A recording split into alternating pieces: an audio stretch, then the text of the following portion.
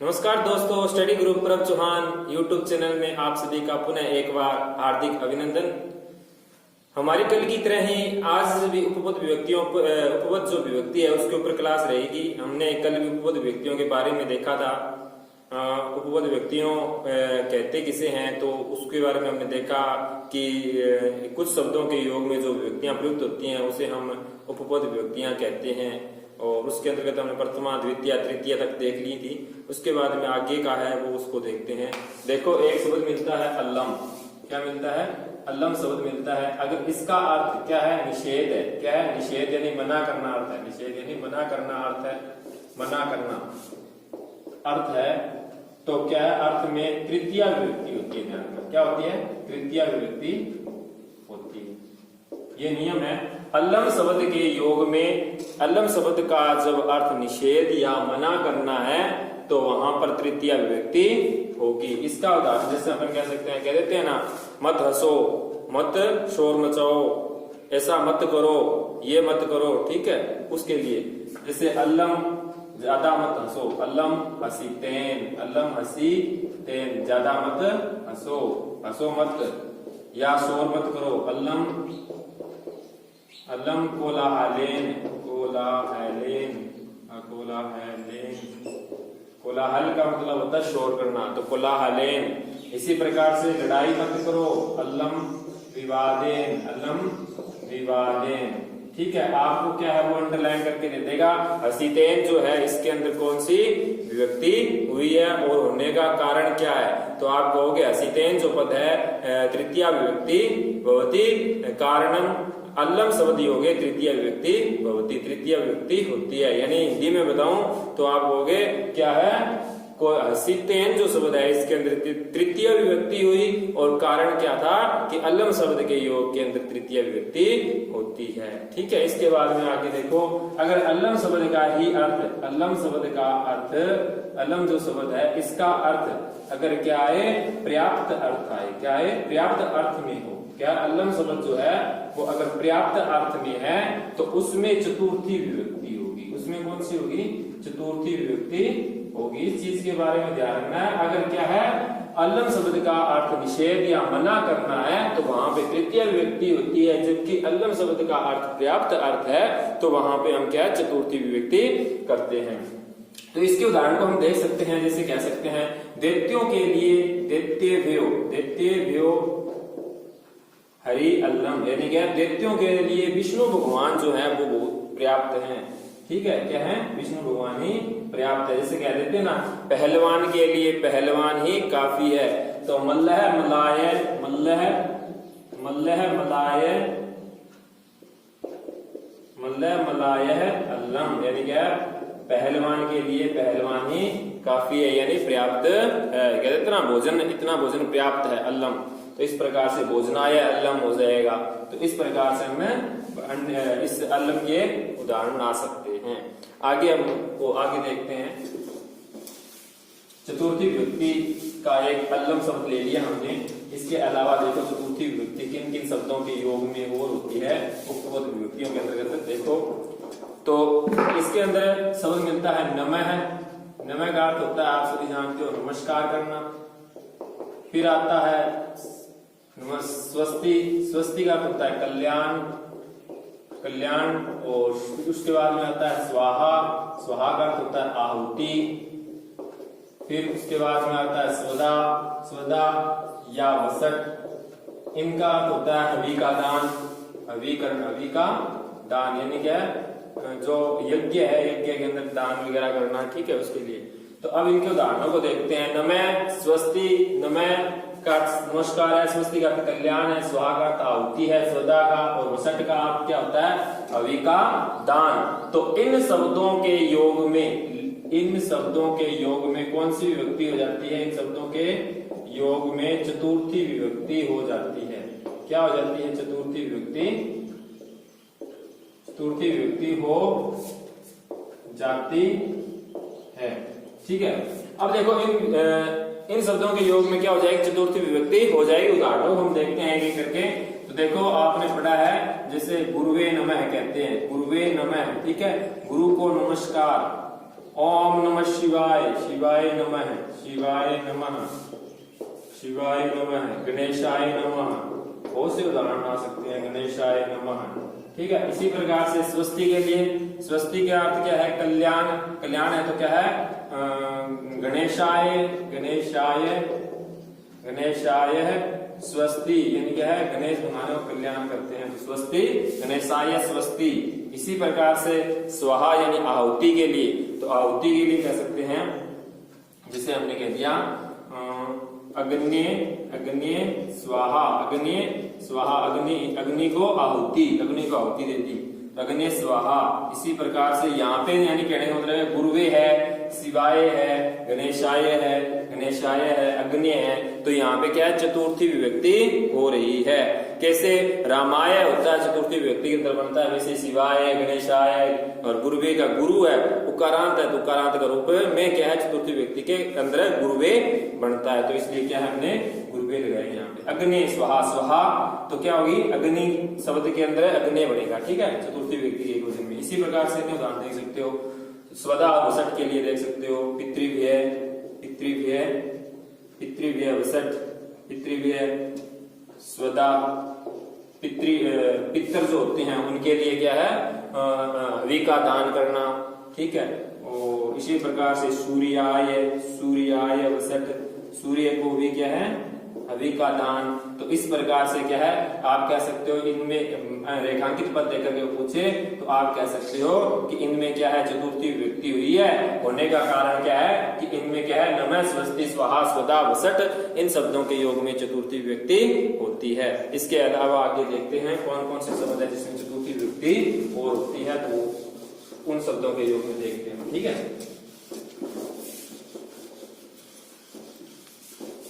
कुछ धातु हैं जिनके योग में चतुर्थी विभक्ति होती है। देख लो, एक होती है कथ्य धातु। क्या होती है? कथ्य धातु का अर्थ होता है कहना। क्या होता है? कहना।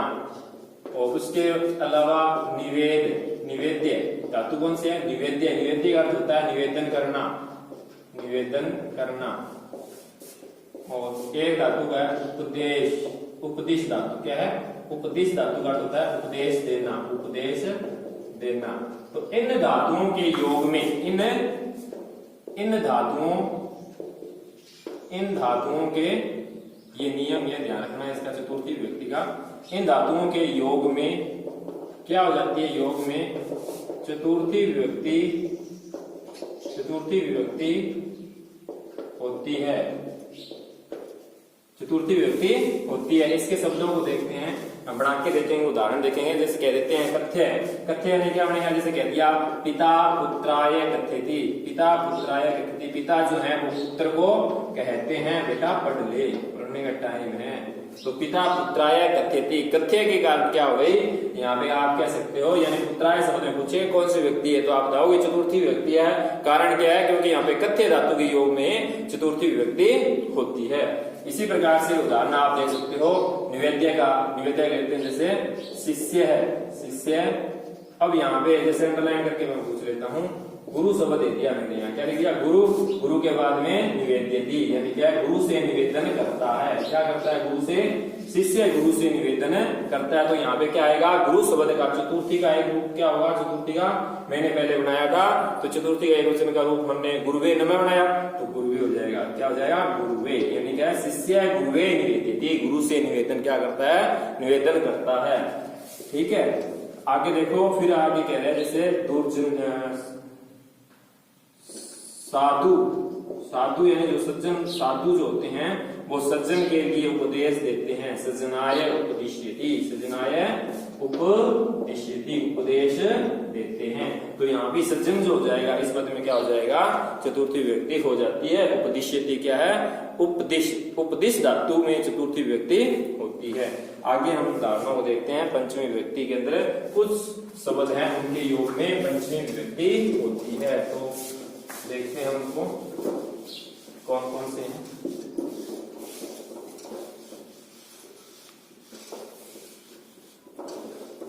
जैसे देखो, जैसे देखो रीत्य शब्द है, रीत्य शब्द, रीत्य का होता है के बिना, क्या होता है? के बिना रीत्य, उसके उसके बाद में रीते हो गया प्रवृत्ति, प्रवृत्ति का होता है से लेकर, क्या होता है से लेकर, वही, वही का होता है बाहर, क्या होता है बाहर, पूर्वम, पूर्व, वही, पूर्वम, पूर्वम का होता है पहले, और उसके बाद में आता है पूर्वम, पूर्वम के बाद में जैसे कह सकते हैं पूर्वम अन्य, अन्य का होता है दूसरा, प्राक है, प्राक का अर्थ होता है पूर्व, और अन्य, अन्य अनंतर, अनंतर का अर्थ होता है बाद, क्या होता है बाद। इसी तरह पूर्वम प्राक है, परम, परम का अर्थ होता है बाद में, क्या होता है बाद में। ठीक है, इन शब्दों के योग में क्या है, इन शब्दों के योग में, इन शब्दों के, इन शब्दों के योग में, योग में क्या हो जाती है पंचमी व्यक्ति हो जाती है। इन शब्दों के योग में क्या हो जाती है पंचमी व्यक्ति हो जाती है। इन उदाहरणों को देखते हैं क्या कहते हैं। जैसे देखो रीते, रीते शब्द के योग में क्या हो जाएगी, रीते है, प्रवृत्ति है, वही, वही, पूर्वम, अन्य, प्राक, अनंतर, परम, इन शब्दों के योग में क्या हो जाती है पंचमी व्यक्ति हो जाती है। उदाहरणों को देखते हैं। जैसे देखो क्या है, यहाँ ज्ञान शब्द देगा, ज्ञान शब्द दे करके वो यहाँ आगे पूछेगा भी यहाँ क्या आएगा।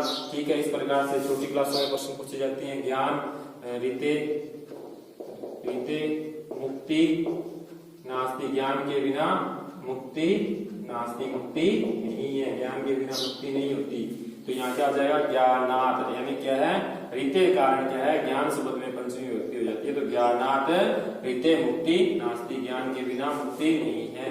सह, वह, यानी क्या है बचपन से क्या है लेकर के आज भी यही रहता है। बाल्यकालात, बाल्यकालात प्रवृत्ति, यानी बचपन से लेकर के अद्येव, आज भी अद्येव यही, यानी अद्येव अत्र वस्ति, यही रहता है या यही पढ़ता है। इस प्रकार से उदाहरण बना सकते हो। तो अब यानी प्रवृत्ति शब्द के कारण इस बाल्यकाल जो शब्द है बाल्यकाल है, इसमें पंचमी व्यक्ति हो जाती है। आगे उदाहरण देखो, जैसे वही, तो कह सकते हैं जैसे वही के लिए बाहर अर्थ है वही का, तो कह सकते हैं कक्षाया वही, यानी कक्षा के बाहर, कक्षा के बाहर छात्र हैं, कक्षा के बाहर छात्र हैं, तो कक्षाया वही छात्रा संति, कक्षा के बाहर क्या है छात्र हैं। तो यानी क्या है कह सकते हो आप वही शब्द के कारण कक्षा शब्द में क्या हो गई पंचमी व्यक्ति हो गई।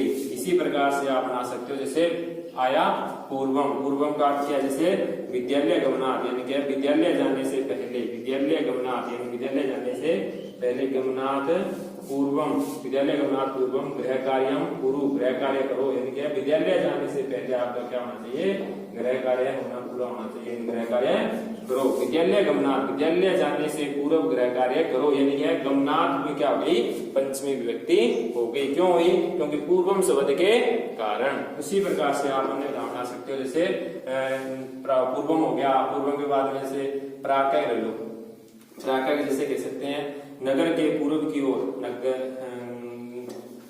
ग्रामात यानी कि गांव के पूर्व की ओर, ग्रामात, ग्रामात क्या है प्राकय, प्राकय यानी पूर्व की ओर, गांव के पूर्व की ओर क्या है नदी है, नदी अस्ति, क्या है नदी अस्ति, नदी ही नहीं नदी, एक नदी है तो नदी अस्ति।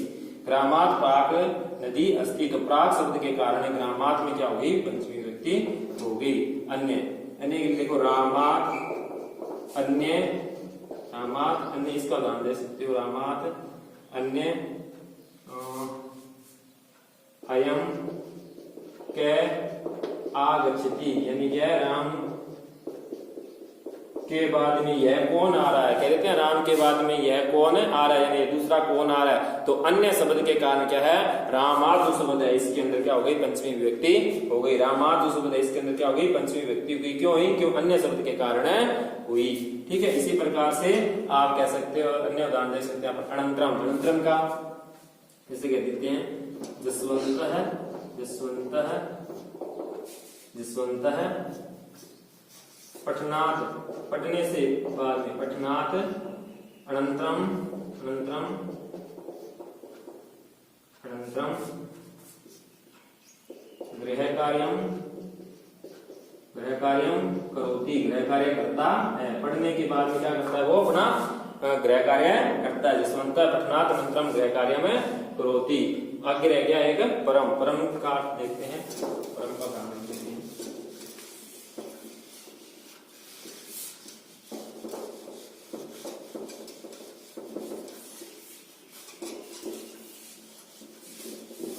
जैसे परम रहेगा, का उदाहरण देखते हैं।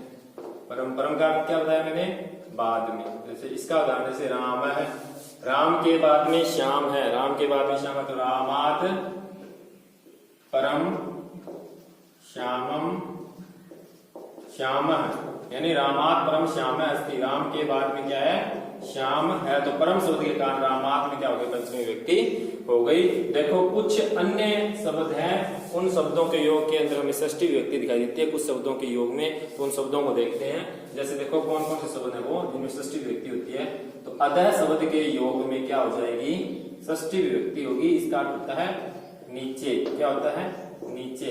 फिर आता है ऊपरी। ऊपरी का अर्थ क्या होता है? ऊपर। क्या होता है? ऊपर। इसके योग में षष्ठी व्यक्ति हो जाती है। पूरा। पूरा का अर्थ होता है सामने। क्या होता है? सामने। इसका अर्थ क्या होता है? इसमें षष्ठी व्यक्ति हो जाती है। इसमें भी समक्षम। समक्षम का अर्थ होता है सामने। इसके योग में भी षष्ठी व्यक्ति हो जाती है। मध्य। मध्य शब्द के योग में भी क्या हो जाती है? मध्य यानी के बीच में। के बीच में। तो इनके इसके योग में भी क्या हो जाएगी? षष्ठी व्यक्ति हो जाएगी। अंतः। अंतः शब्द के योग में भी क्या हो जाती है? अंतः का मतलब अंदर। तो इसके योग में भी क्या हो जाएगी? षष्ठी व्यक्ति हो जाएगी। इसी प्रकार से आप कह सकते हो कृत्य। कृत्य का क्या होता है? कृत्य के लिए। कृत्य का मतलब के लिए। क्या होता है? के लिए। तो इन शब्दों के योग में आप कह सकते हो, इन शब्दों के योग में, इन शब्दों के योग में क्या हो जाती है? षष्ठी व्यक्ति हो जाती है। क्या हो जाती है? षष्ठी व्यक्ति हो जाती है। क्या हो जाती है? षष्ठी व्यक्ति हो जाती है। अब इन उदाहरणों को हम देखते हैं। देखो आप इनके उदाहरणों को। अतः शब्द के योग में क्या होगी? षष्ठी विभक्ति होगी। ठीक है, कैसे होगी देखते हैं, उदाहरण देखते हैं। जैसे कह दिया अतः शब्द के योग में मैंने कहा षष्ठी। तो देखो वृक्ष, वृक्ष, वृक्ष, यहाँ पे वृक्ष शब्द दिया। क्या दिया? वृक्ष शब्द है। और अधः, अधः बालकः, बालकः क्रीडन्ति, बालक खेलते हैं।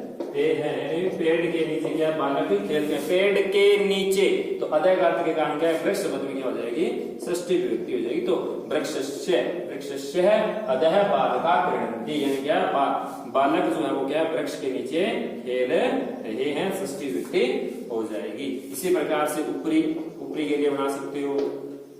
जैसे भवनस्य, भवनस्य ऊपरी, ऊपरी खगः सन्ति। खगा यानी पक्षी हैं। क्या है? भवन के ऊपर, यानी जो मकान है उसके ऊपर क्या है? पक्षी है। तो ऊपरी शब्द के कारण भवन शब्द में षष्ठी व्यक्ति हो गई। अगर ये अंडरलाइन करके पूछे भवन में, भवनस्य में कौन सी व्यक्ति है? तो षष्ठी व्यक्ति है। कारण क्या है? कि ऊपरी शब्द के योग में षष्ठी व्यक्ति होती है। इसी प्रकार से आगे आप बना सकते हैं पूरा। पूरा का अर्थ क्या है? जैसे विद्यालय के पूर्व की ओर, विद्यालय, विद्यालय से, विद्यालय से पूरे है। या विद्यालय के सामने क्या है? देवालय अस्ति, देवालय है, यानी क्या? मंदिर है। क्या है? विद्यालय के पूर्व की ओर है, यानी देवालय के सामने, देवालय मंदिर के सामने क्या है? विद्यालय के सामने क्या है? मंदिर है। उसके बाद देखो पूरा समक्षम, समक्षम यानी क्या है? जैसे मेरे सामने क्या है? छात्र हैं, तो मैं कह सकता हूं अध्यापक है, अध्यापक है, अध्यापक से, अध्यापक से समक्ष है, समक्षम छात्रः सन्ति। क्या है? छात्र हैं। तो यानी यहाँ पे क्या हो गया? अध्यापक से, यानी समक्षम शब्द के कारण अध्यापक जो है उसमें षष्ठी व्यक्ति हो गई। तो आगे अब और उदाहरण देखते हैं अपन। मध्य। मध्य का अर्थ क्या होता है? के बीच में। तो कह सकते हैं जैसे अपन कह दिया पशुओं के बीच में कौन रहता है? ग्वाला रहता है, यानी जो गाय को चराने वाला है। पशु नाम मध्य, पशुओं के बीच में ग्वाल है अस्ति, ग्वाल है। पशुओं के बीच में कौन है? ग्वाल है। इसी प्रकार से मध्य हो गया। अंतः, अंतः का क्या है? अंतः का होता है अंदर। क्या है? अंदर, जैसे देखो अंदर, अंत है, अंत का अर्थ है अंदर। तो इसके लिए देखो वाक्य, माता माता गृहे, यानी क्या है, माता गृहस्य अंतः अस्ति, क्या है, अंतः अस्ति, क्या है, माता जो है वो क्या है, माता यानी माँ है वो क्या है, घर के अंदर है। तो अंतः शब्द के कारण गृह शब्द है उसके अंदर क्या हो गई, षष्ठी विभक्ति हो गई, माता गृहस्य अंतः अस्ति। देखो दो शब्द है, उनके योग में क्या है, हम सप्तमी विभक्ति देखते हैं, सप्तमी विभक्ति होती है। दो शब्द के कौन कौन से हैं, देखो एक तो है संलग्न शब्द, संलग्न शब्द जहां आ जाए या चतुर शब्द जहां आ जाए, संलग्न या चतुर शब्दों के योग में सप्तमी विभक्ति होती है। क्या होती है, सप्तमी विभक्ति होती है, सप्तमी विभक्ति होती है। देखो संलग्न के लिए जैसे कह देते हैं महैसः, महैसः संस्कृते, संस्कृत में क्या है, चतुर है, चतुर, चतुर है अस्ति, क्या है, चतुर है, यानी क्या मतलब होशियार है। चतुर का मतलब, चतुर शब्द के कारण क्या है, संस्कृत शब्द जो है उसमें क्या हो गई, षष्ठी विभक्ति हो गई। इसी प्रकार से कह सकते हैं जयदेव है, जयदेव है स्व कार्य अपने कार्य में लगा हुआ है, संलग्न यानी क्या है, लगा हुआ है, संलग्नम अस्ति, संलग्नम अस्ति क्या है, संलग्न है, लगा हुआ है। तो अपने कार्य में स्व कार्य, संलग्न शब्द के कारण क्या हुई, स्व कार्य जो है उसके अंदर क्या हो गई, सप्तमी विभक्ति हो गई। इस प्रकार से हमने क्या है, उपपद विभक्तियों के अंतर्गत कुछ जो शब्द है उनके योग में जो विभक्तियां प्रयुक्त करते हैं उन्हें उपपद विभक्तियां बोलते हैं। तो आज हमने उपपद विभक्तियों के बारे में देखा। कल की जो हमारी क्लास रहेगी वो कारक विभक्तियों के अंतर्गत रहेगी। कारक विभक्तियों के अंदर मैंने पहले कारक पेज जो पढ़े थे उसमें बताया था, कर्ता कारक में प्रथमा विभक्ति होती है, क्रम कारक में द्वितीय विभक्ति होती है। ठीक है, इस तरह से आगे क्या है हम जो कल पढ़ेंगे वो कारक विभक्तियों के बारे में पढ़ेंगे।